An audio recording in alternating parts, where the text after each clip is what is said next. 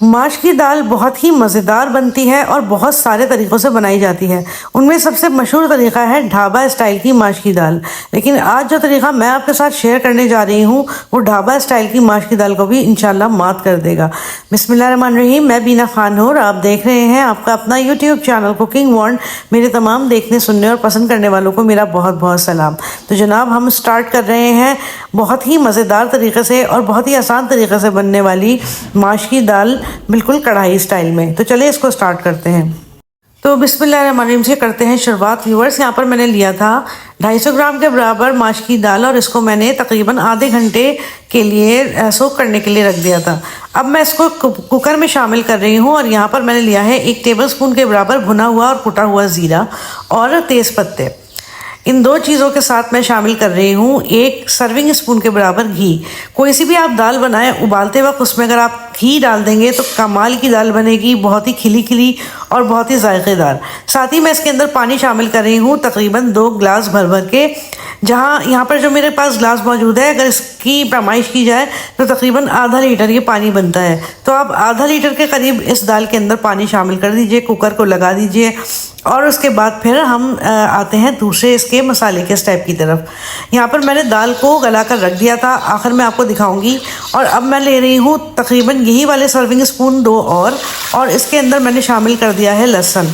लहसुन तकरीबन 3 मोटे मोटे जवे थे मेरे पास और इनको मैंने कूट कर इसमें पानी डाला और ये लहसुन का पानी मैंने इस घी के अंदर शामिल कर दिया है।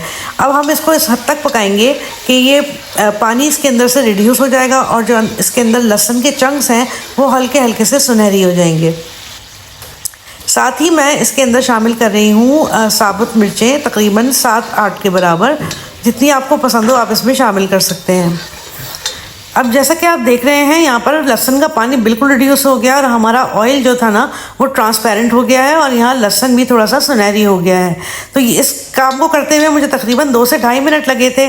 और अब मैं इसके अंदर शामिल करूँगी टमाटर।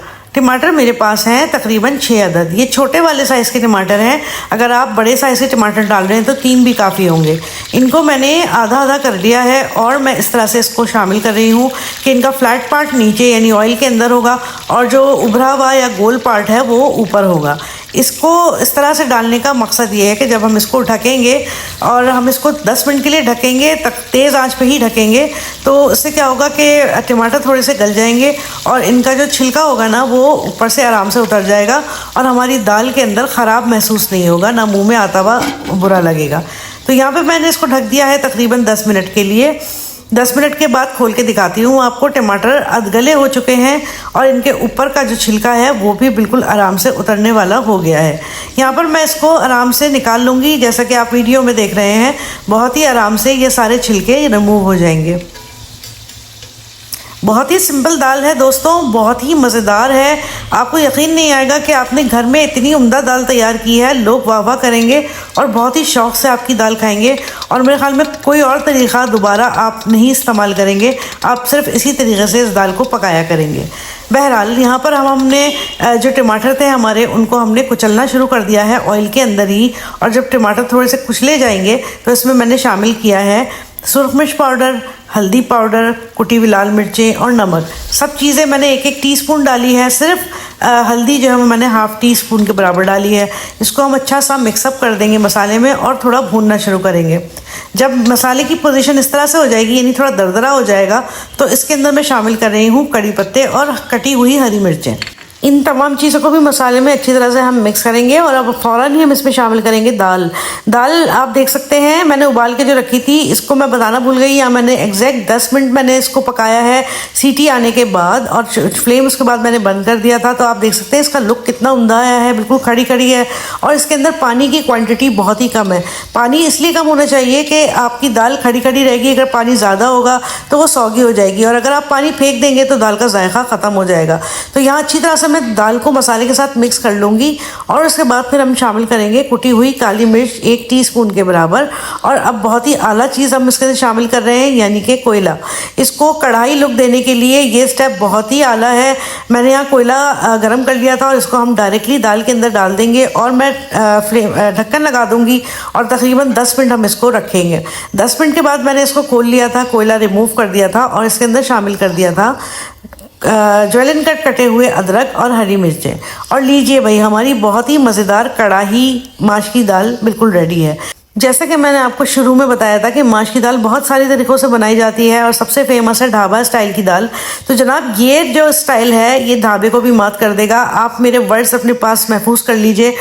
यकीन मानिए, जिसको भी आप ये दाल खिलाएंगे वो मेरे इन अल्फाज की लाजमी तस्दीक कर देगा। मैं इतने कॉन्फिडेंस के साथ इसीलिए ये बात कर रही हूँ कि ये दाल वाकई बहुत ही लजीज और बहुत ही जायकेदार बनती है।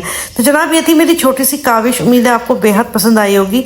अगर आपको मेरी रेसिपीज़ पसंद आ रही हैं तो काइंडली कीजिए मेरे चैनल को लाइक और सब्सक्राइब, और मेरी नई आने वाली वीडियोज़ की नोटिफिकेशन के लिए बेल आइकन को ऑल पर प्रेस कर दीजिए। वीडियो थोड़ी सी भी पसंद आई हो तो अपने फ्रेंड्स और फैमिली के साथ इसको ज़रूर शेयर कीजिए। चैनल पर नए हैं तो लाजमी सब्सक्राइब करके जाइए और अपना कमेंट ज़रूर दिया कीजिए ताकि मुझे पता चले कि आपको मेरी रेसिपीज़ कैसी लग रही हैं। अगर आपको इसी तरह की इकोनॉमिकल, बहुत ही लजीज और क्विक रेसिपीज़ चाहिए तो ज्वाइन कीजिए कुकिंग वर्ल्ड को। अपना और अपने इस चैनल का बहुत ख्याल रखें और मुझे दुआओं में याद रखें।